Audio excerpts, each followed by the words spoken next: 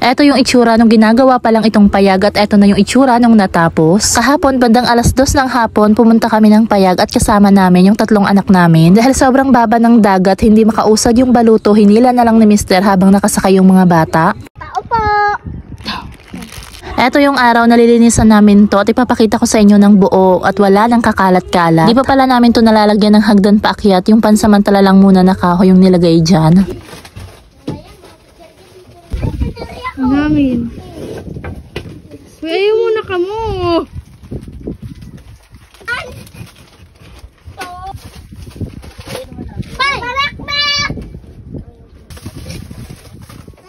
Para lumiwanag dito sa loob, binuksan ko yung 3 bintana at 1 pinto. Inasikaso nga kaagad ni Mr. tong fiberglass dahil huhugasan niya. At dahil may wallpaper pala ako sa bahay na hindi ko ginagamit, kaya naman ididikit ko na lang dito. Matagal-tagal na nga din pala sa akin tong wallpaper pero hindi ko ginagamit dahil wala naman akong paglalagyan. Bago ako tuluyang maglinis dito mga mare, nilagay ko muna itong wallpaper. May nabasa nga din pala akong comment bakit nga daw namin sinasama yung mga bata dito sa payag. Delikado daw sa mga bata lalo na daw kapag tataob yung bangka o kaya naman daw pag malakas yung alon o kaya naman masama yung panahon o may bagyo. Mga mare, kapag nakasakay sila sa bangka, huwag kayong mag-alala dahil sinasabihan naman namin sila na huwag malikot tapos nasasanay na din sila. At kapag may bagyo naman o kaya naman masama yung panahon, automatic mga mare na hindi kami pumupunta dito sa payag o kaya naman kapag pupunta kami dito, si Mr. lang o kaya naman kaming dalawa lang. Syempre, iniisip din naman namin yung kaligtasan ng mga anak namin lalo na tatawid kami sa malalim na part ng dagat. Pagkatapos nga pala ni Mr. hugasan itong fiberglass sa dagat, etong at binabuffing na niya para mas maging malinaw at kitang-kita mo talaga yung mga isda kapag meron ng isda sa ilalim nitong payag. Pagkatapos noon, eto nga at nilagay na ni Mr. dito banda sa may butas at kitang-kita nyo naman mga mare, napakalinaw at kitang-kita mo talaga dito yung linaw ng dagat. Excited na nga din ako na malagyan namin to ng mga isda dahil kapag magpapakain ka dito lang din. Kinulang ako sa wallpaper kaya naman yung dito banda sa harapan lang yung nalagyan ko. At eto na nga pala yung itsura ng buong payag natin mga mare, kitang-kita nyo, napakasimple lang, napaka-presko. Pag nandito nga ako mga mare, napakatahimik, parang napakalayo mo sa problema at malayo sa magulong mundo.